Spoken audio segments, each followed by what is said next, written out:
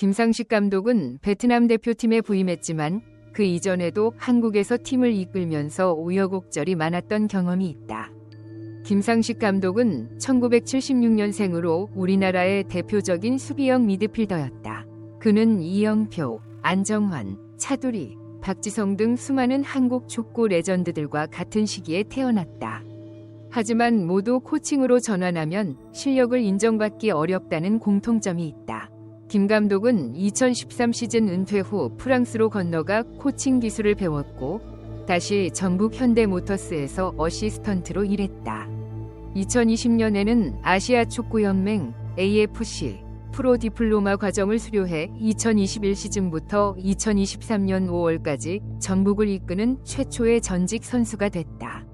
이는 국가대표팀과 베트남 U23 대표팀을 이끌기 전 김 감독의 코칭 경력 중 최초이자 유일한 클럽이기도 하다.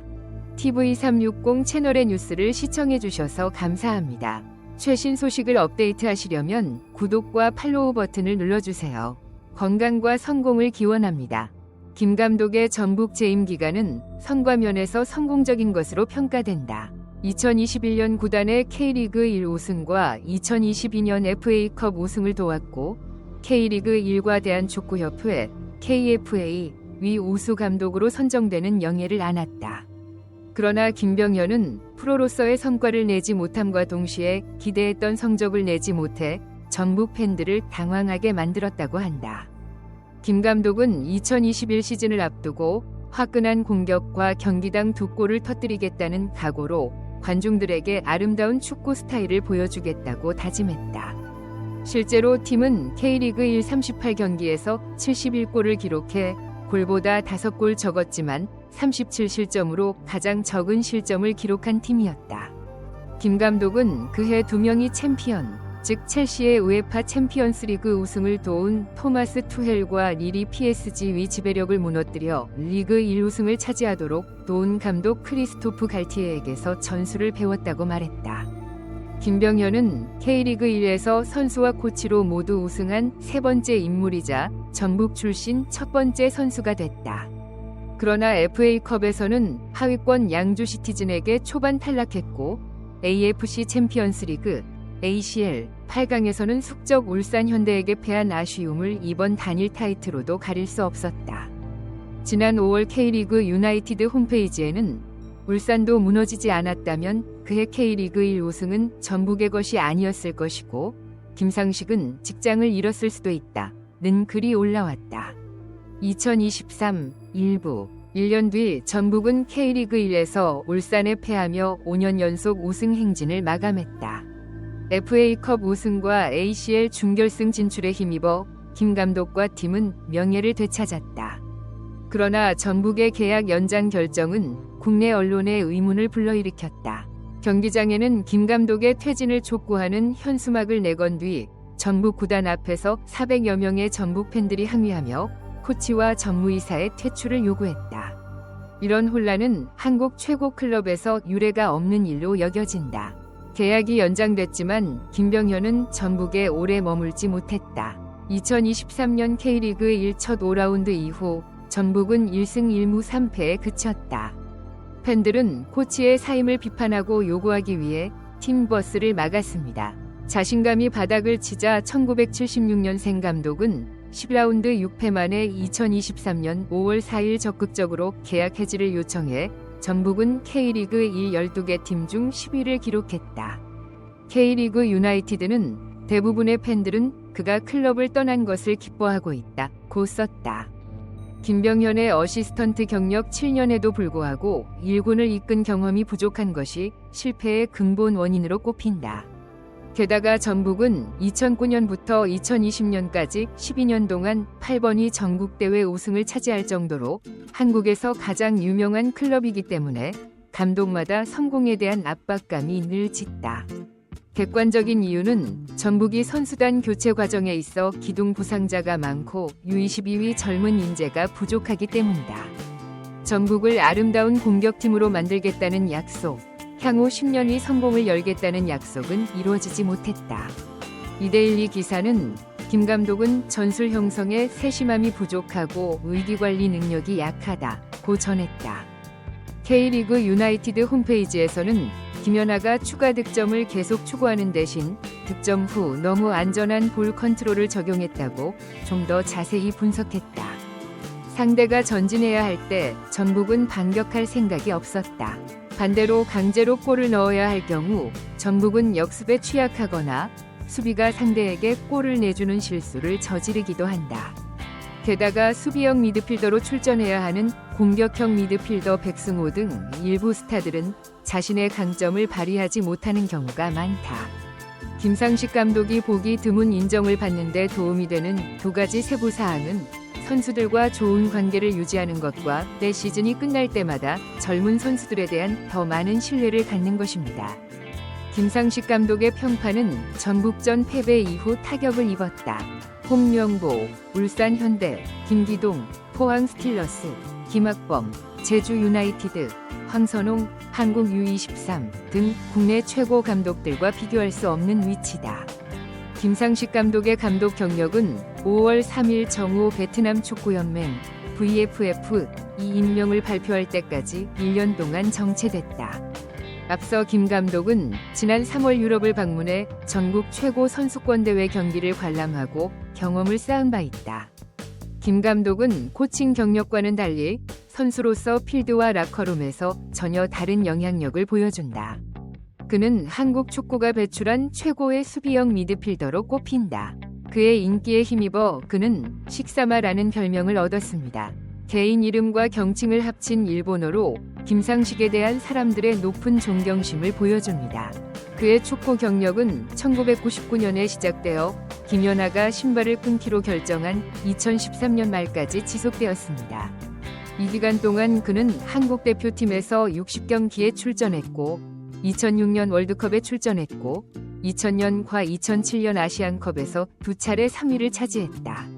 클럽 차원에서는 458경기에 출전해 세계 팀에서 19골 17도움을 기록했다.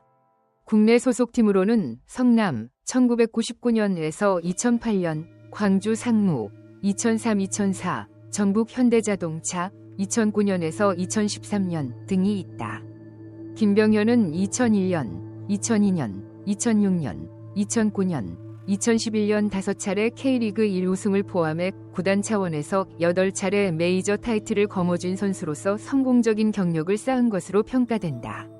상대를 막기 위해 모든 일을 할 준비가 되어 있으면 독사 또는 카드왕이라는 별명이 붙습니다. 1976년생 미드필더인 그는 2001에서 2002년 한국 대표팀에서 거스 히딩크의 보조 코치로 활약할 당시 박항서 감독과도 함께 일했다. 김연아는 1999년부터 2002년까지 성남에서 뛰는 동안 신태용 대표팀 감독과 U23 인도네시아 대표팀 동료였다. 이후 2008년에는 신태용 감독이 성남을 이끌었고 이해는 김상식 감독이 팀에 합류한 마지막 해이기도 했다. 김 대표는 낙관적이고 사교적인 성격으로 팀 내에서도 늘 긍정적인 분위기를 유지하고 있다. 그는 선수 시절 국내 최초 블로그인 싸이월드의 사진과 유머러스한 댓글을 자주 게재해 팬들을 설레게 했다. 김 감독은 당시 메뉴에서 뛰던 절친한 동료 박지성과 함께 찍은 사진을 올리며 지성, 메뉴에 오면 잘 됐구나. 알렉스 퍼거슨 경에게 한국이 졌다고 했어.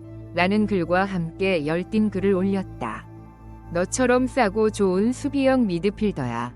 또한 김연아는 2019년과 2021년 K리그 1즉위식에서도 전북과 함께 춤을 추며 모두를 놀라게 하기도 했다.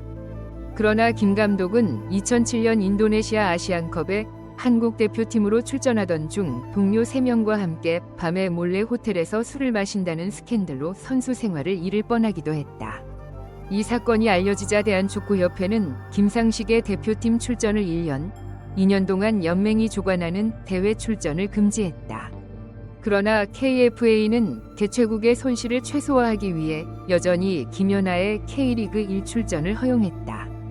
2012년이 되어서야 김연아는 국가대표로 복귀해 한국이 2014년 월드컵에 참가하는 데 기여했다. 김연아의 변화와 프로페셔널한 태도는 스캔들 이전의 이미지를 회복하는 데 도움이 됐다. 그의 빛나는 축구 경력 외에도 김 씨는 대구대학교를 졸업하고 용인대학교 체육교육과에서 석사 학위를 받았습니다. 그의 석사 논문은 대학 미식축구 선수들의 학교생활 태도와 스포츠 스트레스 요인과의 관계였다. 김상식 감독은 베트남 대표팀 감독 계약을 하면서 전임자 필립 트루시에의 3분의 1 수준인 월 2만 달러 안팎을 받는다. 2026년 3월까지의 계약에는 김 감독의 업적에 대한 세부 규정이 적혀 있다.